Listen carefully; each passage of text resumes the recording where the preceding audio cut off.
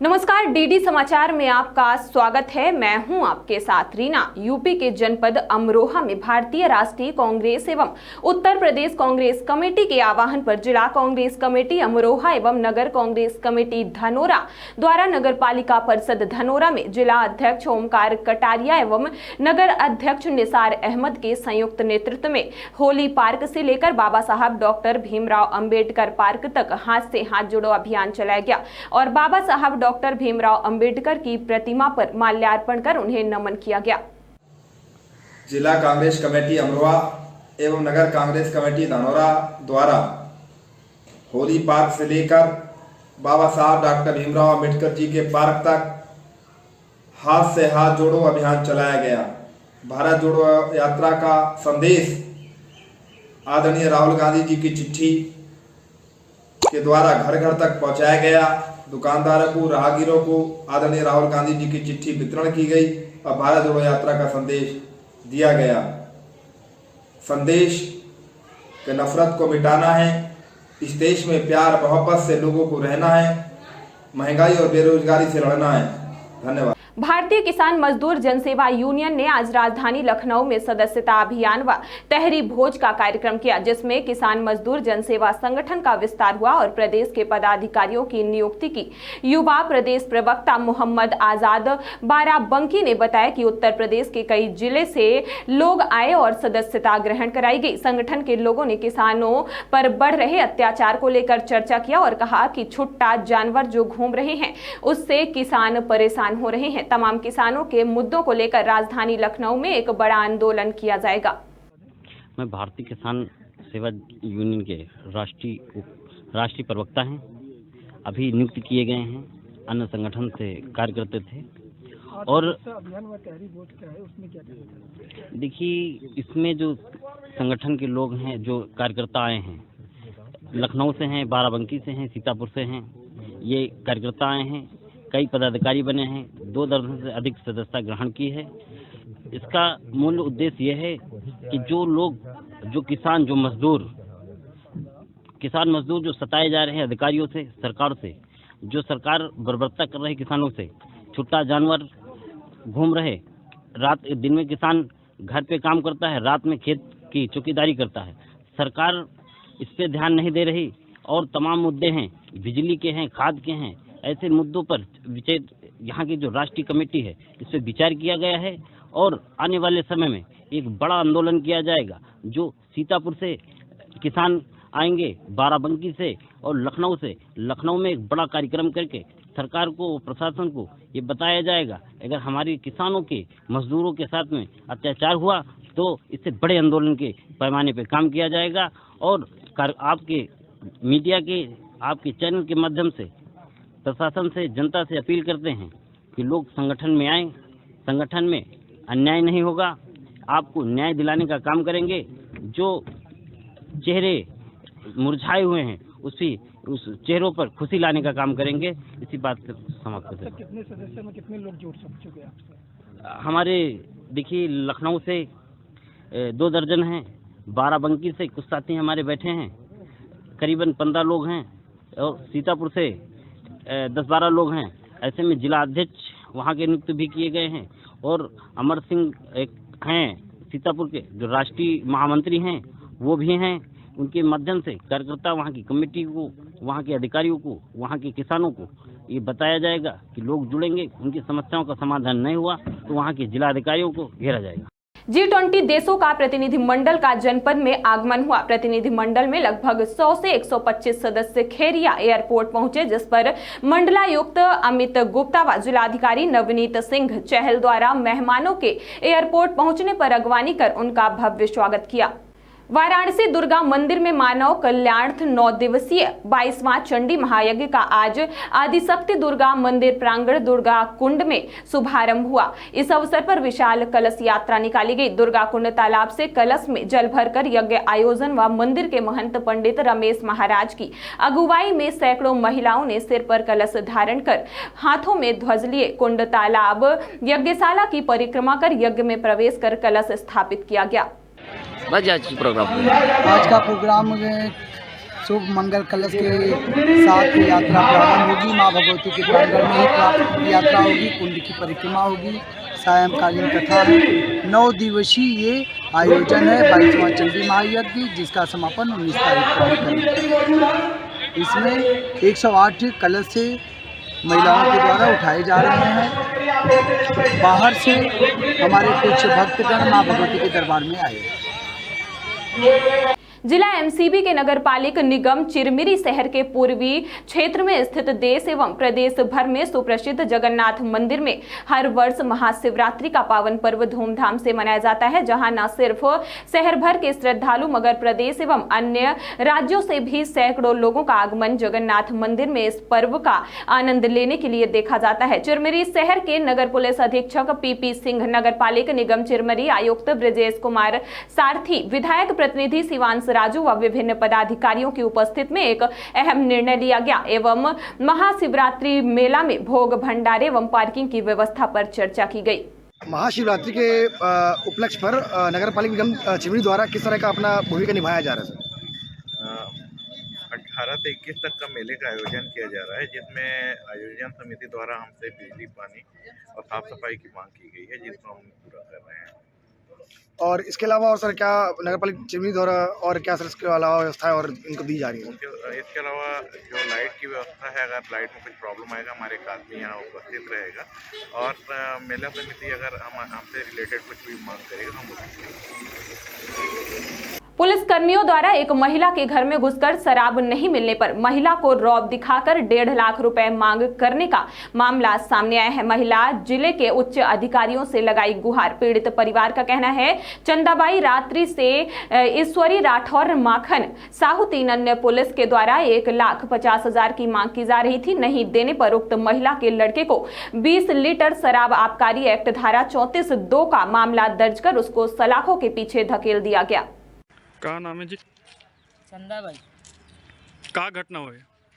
7 तारीख परसों सुबह 6 बजे से 7 के बीच पुलिस वाला मनाई आके घर में घुसर के चेक कर दारू की दारू नहीं पाई और घर बाद खेत तरफ जाके 2 खाली गेला नेक पेप्सी लाइस ला के मोर बेटा कालर खींचत मारपीट करत लेगिस। मोर घर में 2 भीरिस मारे हैं, मोर लड़का भी। कौन कौन पुलिस वाला मना रही? माखन साहू, ईश्वरी राठौर, 3 आदमी यऊ, 3 पुलिस वाला यऊ, ओकर नाम नहीं जाना। 4 झीन सिविल ड्रेस, 1 झीन ड्रेस। का पैसा अपन के? कुछ नहीं पैसा। का मांग करत रही? ओमन पैसा वैसा मांग करिस, मैं गरीब आदमी कहाँ कहाँ पैसा दहो कहीं। कतक मांग करिस? 1.5-2 लाख के मांग करत रही।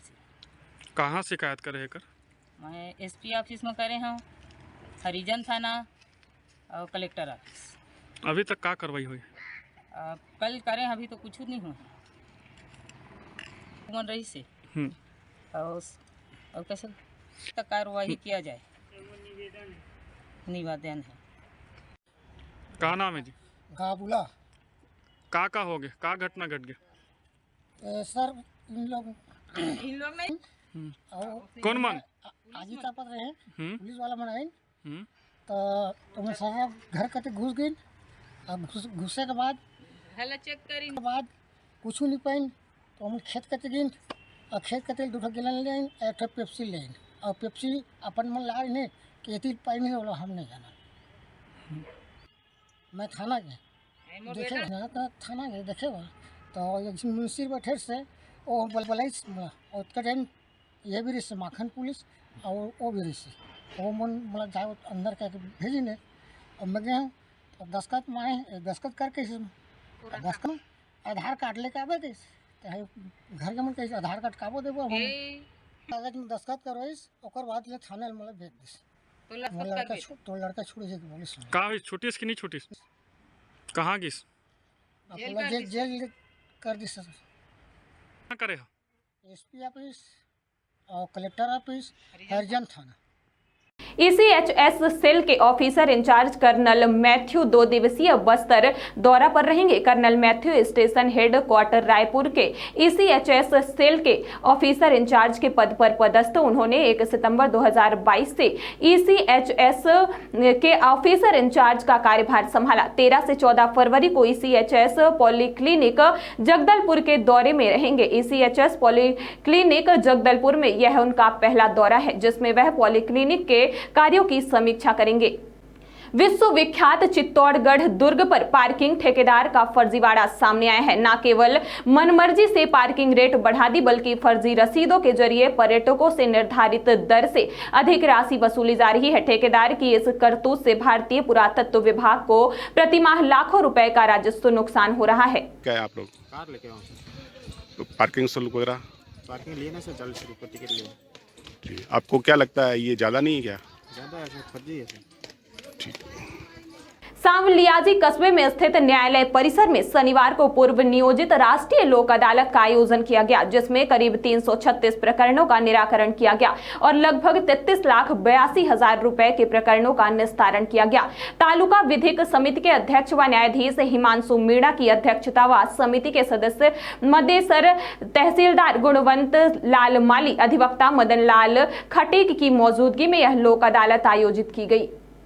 यूपी की स्वास्थ्य सेवाओं में तेजी से सुधार हो रहा है। आधुनिक इलाज की सुविधाओं से अस्पताल लैस किए जा रहे हैं। किडनी, लीवर समेत दूसरे अंगों का सफल ट्रांसप्लांट हो रहा है। रोबोटिक सर्जरी शुरू हो गई है। इन्वेस्टर समिट में हेल्थ सेक्टर पर चर्चा हुई। उप मुख्यमंत्री ने कहा कि मरीजों को किफायती और आधुनिक इलाज उपलब्ध कराने में निवेशक आगे आए। PPP मॉडल पर मेडिकल कॉलेज वालों का संचालन की पॉलिसी बनाई गई है। अंबिकापुर के हर्रा टिकरा में बेखौफ JCB चालक के द्वारा महिला वनकर्मी पर JCB चढ़ाकर कुचलने का किया प्रयास। वहीं महिला के द्वारा इसकी सूचना आला अधिकारी के साथ साथ थाने में लिखित शिकायत दर्ज कराई गई। वहीं आरोपी मौके से फरार हो गया। वन विभाग के आला अधिकारी मौके पर पहुंचकर JCB मशीन को जब्त कर राजसात करने की कार्यवाही में लगी है। सर, अभी जो JCB ये जिस कल की घटना है अपने परिक्षेत्र अंबिकापुर के अंतर्गत कक्ष क्रमांक 2530 जहाँ हरा टिकरा परिसर आता है, उस परिसर में हमारी जो महिला कर्मचारी है वो अवैध उत्खनन करते हुए एक JCB को देखा और वहाँ पर जाकर उससे पूछताछ किया। अवैध उत्खनन करने का उन्होंने अवैध दस्तावेज मांगा, तो उन्होंने दस्तावेज ना देकर वो जो है JCB लेकर भागने लगा। और फिर उस JCB को जब इन्होंने अपने साथी के साथ में उसको रोकने की कोशिश की, परंतु वो JCB वाले ने महिला के ऊपर अटैक करने की कोशिश की। उसका फिर इन्होंने हल्ला किया। हल्ला करने के बाद फिर वो JCB छोड़ के भागा। वो कौन लोग या आपको क्या कार्रवाई की? साजिश की जा रही है और ड्राइवर भी लापता है। और इसकी हमने सूचना चौकी में हमने FIR के लिए सूचना दे दी है और उसका कार्रवाई वो लोग कर रहे हैं। तो JCB अभी कहाँ है? JCB अपने कस्टडी में है, हमने जब्त कर ली है। उसके राजसात की कार्रवाई की जा रही है। इसी तरह की 2 दिन पूर्व और एक घटना हुई थी, इसमें रेत उत्खनन करने वाले अपने प्लांटेशन से लेते हुए ले जा रहे थे, जिसमें हमारी प्लांटेशन होने वाली है। तो वहाँ के परिसरक्षक ने उसे रोकने की कोशिश की। उन्होंने जो रेत तस्कर है वो जो है अपने स्टाफ को उसकी बात ना सुनकर उसके ऊपर टंगे से हमला करने की कोशिश की। उसका भी अपने परिसरक्षक के द्वारा थाने में सूचना दी गई है ताकि FIR करें। हमने उस पर लगातार लगाम लगा रहे हैं, इसलिए इस तरह के मामले हमारे सामने आ रहे हैं और इसको हम लोग कंट्रोल करके रखेंगे। हम किसी तरह को जिम्मेदार नहीं ठहरा सकते, क्योंकि जैसे हमारी सूचना मिलती है हम तुरंत अपने स्तर पर कार्रवाई करते हैं। और जैसे मान लो माइनिंग की होगी तो हम उसको जरूर सूचना देंगे। पुलिस किस तरह होगी तो हम जरूर उसको पुलिस वालों को सूचना देंगे। वर्ष 2023 के पहले लोक अदालत का आयोजन संपूर्ण देश के साथ साथ सरगुजा जिले में भी किया गया। लोक अदालतों में प्रकरण के निराकरण हेतु सरगुजा जिले में 14 और सीतापुर में एक खंडपीठ का गठन किया गया। लोक अदालत में विभिन्न मामलों के 1105 प्रकरण का निराकरण किया गया। जी, आज लोक अदालत में साल की पहली नेशनल लोक अदालत थी। इसमें सभी सिविल प्रकृति के मामले, टैक्स के मामले, MSCT के मामले, चेक के मामले और आपराधिक में वो जो राजीनामा योग्य होते हैं, जिनको CRPC की धारा 320 में बताया गया, जो राजीनामा योग्य है, इस तरह के मामले लोक अदालत में आते हैं। कुछ ऐसे मामले भी होते हैं जो कोर्ट में आने से पहले ही निराकरण का प्रयास किया जाता है, उनको प्री लिटिगेशन के मामले हम कहते हैं। तो प्री लिटिगेशन के तो 140 मामले निराकृत हुए, रेगुलर कोर्ट के निराकृत हुए हैं 1105, और राजस्व स्तर पे भी इसका निराकरण हुआ है केसों का। राजस्व स्तर पे भी 37,254 केसों का निराकरण हुआ है। देखिए, लोक अदालत तो अब जैसे कि जानते हैं कि समझौता प्रवृत्ति की अदालत है, तो इसमें मामले क्रिमिनल में छोटे प्रकृति के आते हैं, जैसे मारपीट 294 323, मारपीट, जान से मारने की धमकी, गाली गलौज, इस तरह के मामले में निराकरण होता है। चेक के मामले में निराकरण होता है क्रिमिनल में तो, और सिविल में हर प्रकृति के मामले निराकृत हो सकता है। एक ही इतने रुपए का मामला निराकृत नहीं होगा ऐसा नहीं है, तो सिविल में किसी भी इस तरह का मामला निराकृत हो सकता है। क्या देखिए, महिला उत्पीड़न का मामला तो क्योंकि कानून अब काफ़ी सख्त है इसमें, तो 354 वगैरह तो राजीनामा योग्य नहीं है फिलहाल, तो ऐसे केस तो निराकरण नहीं होते। ऐसा तो आज भी एक हमारा बहुत अच्छा एक प्रयास रहा कि एक न्यायिक मजिस्ट्रेट साहब का एक मामला था शिवनंदन वाला, तो उसमें प्रार्थी पक्ष में जो है एक एल्युमिनियम कारखाने में काम कर रहे थे। तो अब ये था कि उनको कोर्ट कैसे आएंगे, वो यहाँ तक कैसे आएंगे। तो मजिस्ट्रेट साहब ने मुझे बताया, तो मैंने एडिशनल SP साहब को फ़ोन किया, विवेक शुक्ला जी को, तो उन्होंने काफ़ी सहायता की।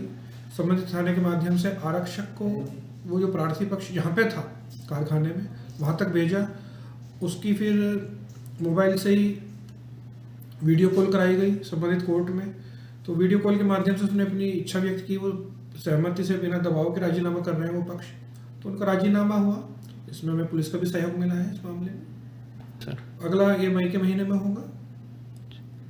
देखिए, जो निपटारे नहीं होते हैं उसका ऐसा नहीं कि बात खत्म हो गई है, तो जो कोर्ट के मामला है, कोर्ट में उस स्तर से जहाँ से वो राजीनामे की पीठ में आया था, उस स्तर से रेगुलर ट्रायल चल सकता है। दोबारा भी केस दोबारा से फिर लोक अदालत में लगाया जा सकता है, तो ये रहता है इसमें। बुलेटिन में फिलहाल इतना ही। ताज़ा तरीन खबरों के लिए देखते रहिए DD समाचार। तब तक के लिए हमें दीजिए इजाजत। नमस्कार। अशोक गहलोत के 1 साल प्रदेश का